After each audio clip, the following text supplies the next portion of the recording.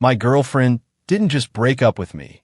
She detonated our entire relationship, turning our most private argument into a public spectacle for TikTok views. What she didn't realize, she ended up destroying her own life in the process. I'm still reeling for what happened last week. I'm 29, and for 8 months, I was with Mia, 24. She just obliterated everything in the most public, humiliating way imaginable, and now she's crying about the consequences. It all started on a Tuesday night. We had an argument, nothing crazy, or so I thought. I'd simply asked her to stop filming every single thing we did. 4 months, she'd been obsessed with becoming a TikTok influencer, constantly recording our dates, our meals, even incredibly intimate moments, all for content.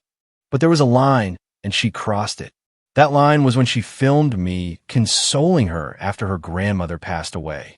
She posted it with some generic inspirational quote about finding strength in love, while I was literally in the background, wiping her tears. That was it. My argument was simple. Mia, I need you to respect my privacy. Not everything needs to be content. She immediately got defensive, accusing me of being unsupportive of her dreams, of being controlling. I tried to stay calm, to explain that I just wanted boundaries. Normal couple stuff, right? Wrong. Wednesday morning, I woke up to a barrage of 23 texts. Dude, are you okay? Did you see what Mia posted? This is messed up. My blood ran cold.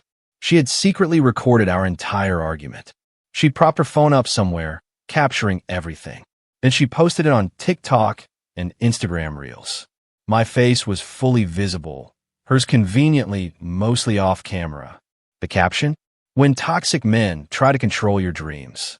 Followed by hashtags like toxic masculinity, narcissist, know your worth. The video was meticulously edited to make me look like a monster. All context was stripped away, leaving just snippets of me saying things like, I don't want to be filmed and this needs to stop. She added dramatic zooms on my frustrated face and overlaid text like red flag behavior and emotional manipulation. Within hours, it had 50,000 views. The comments were brutal, calling me trash, telling her to leave me, diagnosing me as a narcissist. Some people even tracked down my LinkedIn and started commenting there. I felt a surge of betrayal, a white-hot anger, but I didn't respond online. Not a single comment, no video of my own. Instead, I calmly screenshotted everything, downloaded the videos, and went straight to the police station. You see, we live in a two-party consent state. Recording someone without their knowledge in a private setting? Illegal. Posting it online? That's distribution. The officer took my complaint seriously, especially when I showed him the LinkedIn harassment. I walked out with a case number and a formal complaint filed. Then I called my company's HR, giving them a heads up.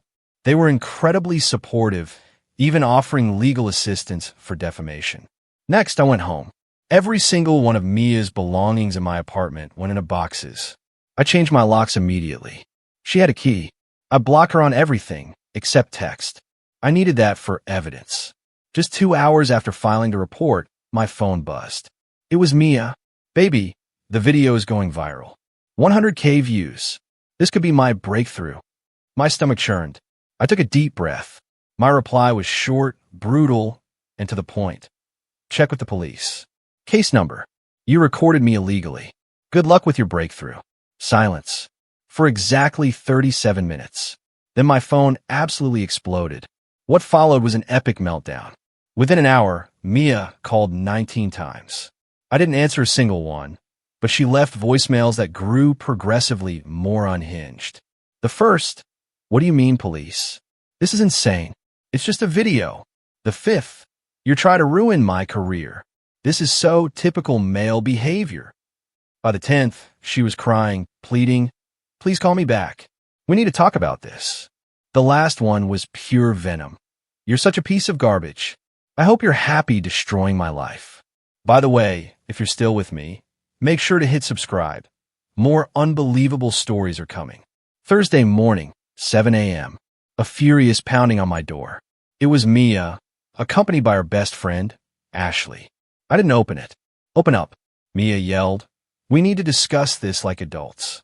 I just spoke through the door. There's nothing to discuss. You have a police complaint against you. Talk to them. Ashley chimed in. Are you seriously doing this over TikTok? You're ruining her life. I was calm but firm. She posted my face without consent in a state where recording requires two-party consent. She ruined her own life. Mia, frantic, I'll delete it. I'll delete everything. My response was cold. Too late. It's been downloaded and submitted as evidence. Your boxes are in the lobby with management. Don't come here again. Ashley snapped. You're pathetic. A real man wouldn't be such a baby about this. I shot back. A real partner wouldn't secretly record and publicly humiliate someone for views. Goodbye. They finally left, but not before Mia tried using her key. The look on her face when it didn't work? Absolutely priceless. Here's where it gets even more twisted. I have a cousin who's a paralegal, and she did some digging. Turns out, this wasn't Mia's first rodeo. She had 2 previous TikTok accounts that had been banned for, you guessed it, similar content with her ex-boyfriends. She literally had a pattern of dating guys, creating drama, filming it, and posting for views. I sent all this information to my lawyer. Yes, I hired one immediately, who added it to our file. Pattern of behavior, baby. Friday afternoon, Mia's mom, Cheryl, called me. This woman who had always been so sweet to me suddenly transformed into a screaming demon. How dare you involve the police over some silly internet video, she shrieked. Your daughter committed a crime, I stated. She's facing consequences. Cheryl kept going. She's just a young girl trying to make it. You're destroying her future. I cut her off. She's 24, not 12. And she destroyed her own future when she broke the law for TikTok views. Then came the threat. Drop the charges, or I'll make sure everyone knows what kind of man you really are. That's when I calmly told her, that's witness intimidation. And by the way, I'm recording this call legally. One-party consent for phone calls in our state. Would you like to continue threatening me? She hung up so fast. The original video hit 200,000 views before TikTok finally took it down, but the internet is forever. It had already been reposted across multiple platforms. Monday morning, the escalation continued. I got a call from my boss. Someone had sent our company's official Instagram hundreds of messages claiming I was an abuser and demanding my firing. They included screenshots from Mia's video. Thankfully, my boss was already aware. HR had my back completely. They responded to the harassment with cease and desist letters and reported the accounts. But Mia wasn't done. Oh no, she decided to double down. She posted a follow-up video, without my face this time, crying about how her toxic ex was trying to silence her with the police. She even started a GoFundMe for legal fees to fight her abuser. She managed to raise $300 before GoFundMe shut it down. Turns out, you can't raise money for legal defense when you're the one who committed the crime. Who knew? Tuesday, her flying monkeys arrived. 3 of her influencer wannabe friends started posting about me. Not by name, but things like, when you find out your friend's ex is an actual monster, and men will really call the cops instead of taking accountability. My lawyer sent cease and desist letters to all of them. 2 deleted immediately.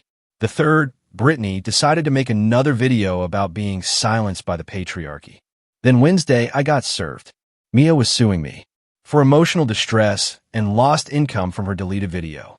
She claimed the video was her property and I had no right to have it removed. My lawyer actually laughed when he read it. She was representing herself. He said, this is going to be fun.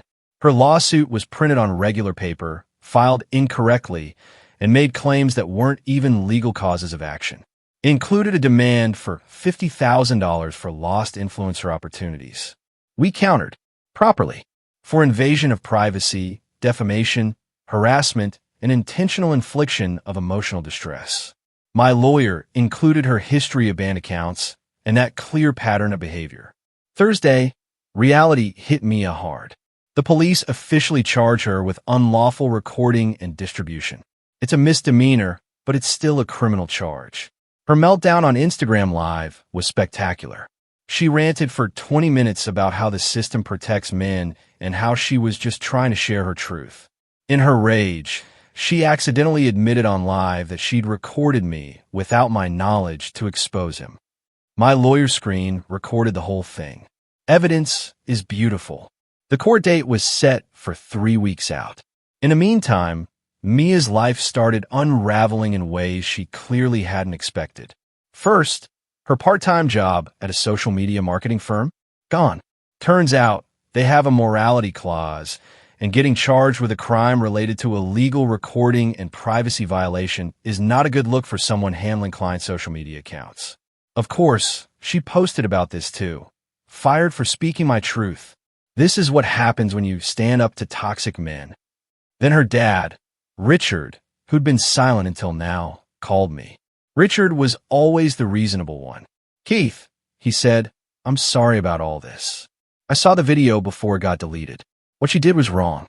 I appreciated that. I'm not asking you to drop the charges, Richard. She needs to learn." He paused. "But can you tell me honestly, was the video she posted edited heavily?"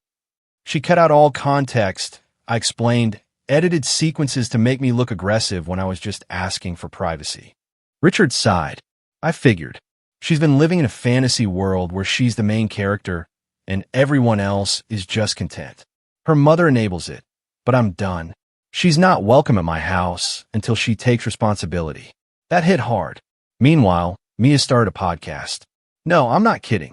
Surviving Domestic Silence, about her journey of being silenced by her abusive ex. 3 episodes in, she messed up again. She played audio from our argument, the very same illegal recording. She thought if she only used audio, it would be fine. My lawyer just added it to the evidence pile. She had just proven she still had the recording after claiming she'd deleted everything. Her friend, Ashley, tried to play peacemaker again, texting me, "Can't you guys just talk?" She's really struggling. She had to move back with her mom. She's lost everything. My response was unwavering. She lost everything because she committed a crime and faced consequences. I have nothing to discuss with her. Ashley pressed, "But you loved her once. Doesn't that mean anything?" It meant something, I told her, until she violated my privacy, publicly humiliated me, and tried to destroy my reputation for internet fame. Then came the ultimate manipulation. She's saying she'll hurt herself if this goes to court. I replied, "That's manipulation. If you're genuinely concerned, call emergency services." I'm forwarding this to my lawyer as evidence of harassment and emotional manipulation. Radio silence after that. 2 days before court, Mia made her biggest mistake yet. She created a fake Instagram account and messaged my ex-girlfriend from 2 years ago, tried to dig up dirt on me. Problem? My ex and I ended amicably, and she immediately forwarded me the messages. The DMs read, "Hey girl, I'm dating Keith now, and I'm worried about some red flags. Was he ever controlling or abusive with you?" My ex responded brilliantly. "Keith was nothing but respectful. The fact that you're messaging me secretly tells me everything. Don't contact me again." She screenshotted everything and sent it to me with, "Your new ex is psycho. Good luck in court." My lawyer loved that. Court day arrived. Mia showed up dressed like she was going to a funeral, all black, no makeup, clearly trying to look like a victim. Her mom was there, glaring daggers at me. But then, in a stunning turn, her dad sat on my side of the courtroom. That caused immediate drama, with Cheryl hissing at him to support your daughter. Richard just calmly replied, "I am," by letting her face consequences. The prosecutor presented the case for the criminal charges. The video was played in court, the full, unedited version from my phone that showed the entire context. Then they played her edited TikTok version. The difference was stark, damning. The judge looked at Mia directly. "Did you record the plaintiff without his knowledge?" Mia tried to spin it. "I was documenting emotional abuse." The judge cut her off. "That's not what I asked. Did you record him without his knowledge?" She stammered, "I needed evidence of his behavior." "Yes or no?" the judge pressed. "Did you record him without his knowledge?" Finally, a whisper, "Yes." In a 2-party consent state, the judge reiterated, "That's illegal. Guilty." She got 100 hours of community service, 6 months probation, and had to pay $500 in fines. Then came the civil case. My lawyer presented everything: the pattern of behavior, the banned accounts, the harassment campaign, The fake account used to contact my ex, the podcast where she admitted to still having the recording. Mia, still representing herself, tried to argue. It went about as well as you'd expect. She brought printed TikTok comments as evidence that people agreed with her. She tried to claim I was financially abusing her by kicking her out of my apartment.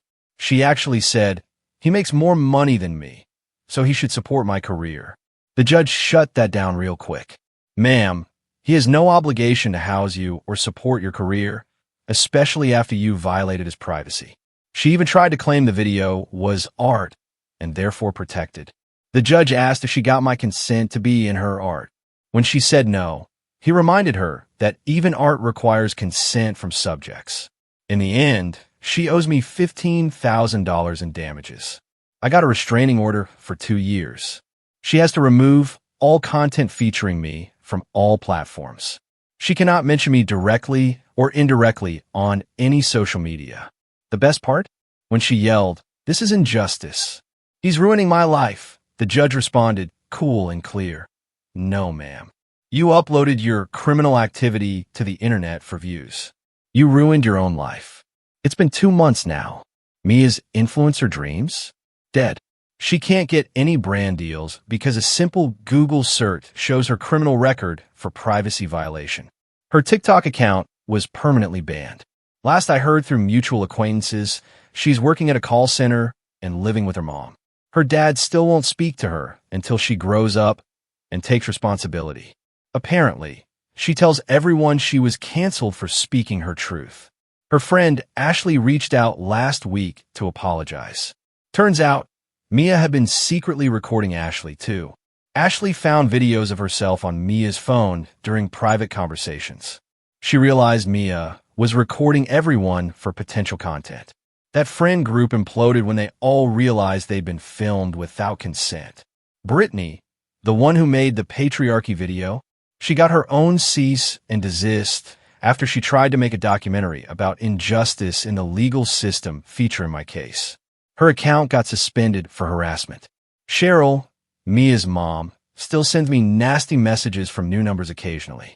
I just forward them to my lawyer and add them to the restraining order violations. She's looking at her own legal troubles if she keeps it up. Richard, Mia's dad, sent me a message last month. "Thank you for holding her accountable," he wrote. "Maybe she'll learn from this. Sorry you had to go through it. I'm doing fine. Still at the same job. Actually got a promotion. I'm dating someone new now who thinks this whole story is insane and truly respects privacy. She doesn't even have TikTok, which is incredibly refreshing. As for the $15,000, her wages are being garnished. I get $200 a month. It'll take years to collect, but it's the principle. Every month she gets that smaller paycheck. She's reminded that actions have consequences. Do I feel bad? Honestly, no. She tried to destroy my reputation for views. She violated my privacy, broke the law, and then played the victim when faced with the consequences. She made her choices. The bitter irony of it all? If she had just respected my boundary about not filming everything, we'd probably still be together. But she valued potential internet fame over our relationship and my privacy. She wanted to go viral. Well, she did, just not how she planned. The lesson? When someone shows you they value clicks over your consent, believe them. And when someone films you without permission in a two-party consent state, call a lawyer. Her TikTok bio used to say, "Living my truth." Now, she's just living with consequences. What would you have done if your partner had betrayed your trust like this? Have you ever been through something similar? Tell me what you think in the comments below.